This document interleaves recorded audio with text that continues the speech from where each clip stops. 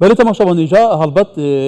ألمانيا اكش اندامن بباندورين هف پیمانیا نفدولتیا بسروکات امریکا یا لدیجی داعشه بسالان العراق اشخا پیشترجی هبو نوای بردام هبویه ایدی دريش كرنا دما صالة كدن العراق ولسر داخاز حكومة العراق قالوا وشد جينا فعلا اف جوارتن جيوبوليتيك افتون بونا روشا دفري رامانوفي كده ان العراق هشتا فعلا بنجهيه كامنيه كونكريتينينا عادل كاكي او شروفا كاري سربازيه الاستوديو ديالنا كاك عادل بخير بي ايدي او بريارا حكومة المانيا قالوا البرلماني فيولاتي ببرانيا دنگان هاتيا قبول كرن دريش كرنا مانا ارتش المانيا سربازينان بو سالا كدن العراقي رامانوي چيه لراستي دا او هنگاوێکی زۆر چاکە ئێمە لە بیرمان نەچێ ئێمە ئەڵمانیا خاوەن پێشینەیەکی سەربازی زۆر کۆنە لە دووسەدەی ڕابردوو دەیان سەرۆکی ستادی زیرەک و ئەوەیان هەبوو بنەمای لەشکرێکی پتەویان دانا بە تایبەتی لە ڕووی سیاسیشەوە بە هاوکاری بەسمار کە توانی ویلایەتە ناسازەکان لەگەڵ یەکە کە کێشەیان بوو هەمویان یەک بخەن وڵاتێکی زۆر بەهێز بنیاد بنێن تەنانەت لە شەڕی جیهانی دووەم کە ئەڵمانیا دابەشیش کرا دوای 50 ساڵ توانیان یەک بگرنەوە ئێستا ئەڵمانیا یەکێکە لەو 5 وڵاتە بەهێزەی کە بەبێ ئەوەی ئەندامی دائمی ئەنجومەنی ئاسایش بێ مراقبە لەگەڵیانە بله خود دزانیه که شری لینینگراد نباید شری جهانی دوام او به تاکتیکی لیزانانی سپایوکات یکتی سوویت لوانه استازلیزی کی جهان باید ایدی کواتا هبونا هزین آلمانیا العراقی و مشخو راهنان به هزین عراقی او تاگوتی او تجربه که ابن شوپی ارتش آلمانی امشین بجیده تا پولند کرن بو ارتش عراقی گلوی استفاده لبکه اما اگر براورد بکی ڕەنگە جێشی عێراق ماوەیەکی دوورترە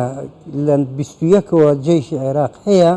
بەڵام بەراورد ناکرێت لەگەڵ جێشی ئەڵمانیا هەروەها ئێمەش بەراورد ناکرێن لەگەڵەوانە ئێمە ڕاستە شانازی دەکەین بە خەباتی پێشمەرگایەتی کورد هەر لە خۆڕست ملەتێکی جەنگاوەر و بەجەرگ بووە بەڵام زانستی سەربازی سەردەمیانە پێویستی بە مامۆستایە ئێمە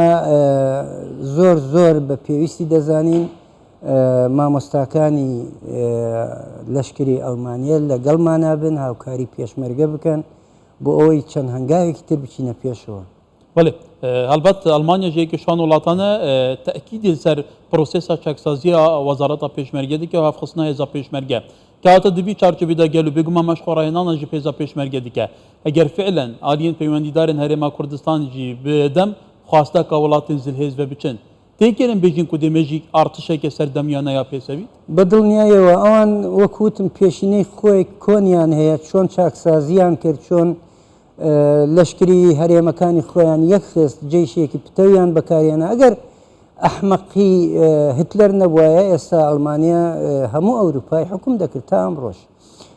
بەڵێ بەدڵنیاییەوە ئەوان دەتوانن هاوکاری ئێمە بن بۆ چاکسازی ئەو ئیشانەی کاتی خۆی کردویانە ئەوان پەرتووکیان هەیە بەرنامجی کۆنیان هەیە ئەرشیفیان هەیە دەتوانن ئێمە سوادەی لێ بکەین هەنگاوی باش بنین بەرەو چاکسازی بۆ ئەوەی لە داهاتوو بتوانین ببینە خاوەن لەشکرێکی یەکگرتووی پێشکەوتوو بۆ هێزی پێشمەرگ بله کاکا دنها شبیری آلمانیا کمک ولاتین دنیین بباندور تایبەتەوین ئەندامێن ناتونە یەکێتی ئەوروپانە ئەمریکایە کەنادا لە هەرێما کوردستانی هەیە مەشخوڕێنانێ بەهێزا پێشمەرگین کوردستانی دیکە کەواتە ئەvە هەموو چا ئەمشین بیژینگەل و فاکتەرێکی بهێزن ji bo kuş aliyê newî ve hêza pêşmergên Kurdistanê pêtir fêrî disîplîn û zanistên nihayên serbazî bibe. بەڵێ بەدڵنیاییەوە پێشمەرگە وەکو وتم بەخۆ ڕسک خۆی جەنگاوەرە بەڵام تۆ ئەگەر هات و زانستە سەربازیەکەت تێکەڵی ئەو با بڵێن هەڵوێستە و ئیندیفاعە کە لە ناخیدا هەیە بە شێوەیەکی شارەزایی بەکاری بێنێ زۆر پێشکەوتوو ئەبێ لەشکری کوردستان کەواتە نها ئاستی هێزا پێشمەرگین کوردستانی تو چاوت بینی گەل وەڵاهی ئاستی پێشمەرگەی کوردستان ئێستا ئەگەر بە بەراوردی بکەین لەگەڵ سەردەمی ڕاپەڕینەکە زۆر پێشکەوتون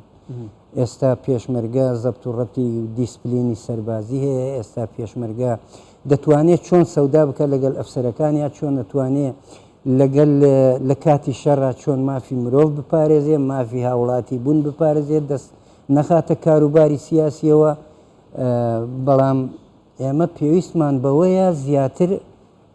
زانستە سەردەمیانەی کە ئێستا وڵاتە پێشکەوتووەکان یەک لەوان ئەڵمانەیە سوودمەند بین بێ. ولی هاوکات لەگەل درێژکردنا دەمێ ساڵێکی ئارتشا ئەنگ و سەربازên ئەڵمانیا لە عێراقی هەرێما کوردستانê پەرلەمانە تورکیەیەکی بڕیار ساندیە ku bu saleke din erkê artişa Tirkiye operasyonênan li dersinûr taybetî li Iraqê Sûriyê dirêjtin. Li Iraqê ker em bêjîn. Karîgeriya vê yekê tu çad bî. ئەلبەتە تورکیا جیاوازە لەگەل ئەڵمانیا تورکیا ئەجیندای خۆی هەیە تورکیا کوردستانی ئێمە باش بڵین بە عێراقەوە بە سووریەوە ناوچەی ڕۆژهەڵاتی ناوەڕاست کێشە لەسرە ئەجیندای سیاسی زۆر تێکەڵی یەک بووە لە بیرمان نەچێ شتێکی مێژینەیش هەیە تورکیا ویلایەتی مووسڵ بە بەشێک لە خۆی ئەزانێت تا ئەمڕۆ تورکیا کێشەی هەیە لەگەڵ ئێران لە ئەو دەیەوێت لەگەڵ ئازەربایجانی رووسیا هێڵێکی زەمینی بە تەنیشتی ئەرمینیە تاکو وڵاتە تورکمانیستەکانی باکووری ئەفغانستان تاکو چین هێڵێکی تجاری و ئابووری دروست بکەن ئەمە هێڵی سوورە لەلایەن ئێرانەوە تەنانەت گەیشتوتەوە ئاستەی ئێران دیفاع یا ببێتە هاوپەیمانی وڵاتی ئەرمینیا کە مەسیحین دژی ئازەربایجان کە مسلمانن وەکو خۆی ئەمە سیاسەتە ئەمە پەیوەندی بە دینەوە نییە بەڵێ تورکیا ئەجیندای خۆی هەیە مانەوەی تورکیا لە عێراق جیاوازە لەگەڵ مانەوەی لەشکری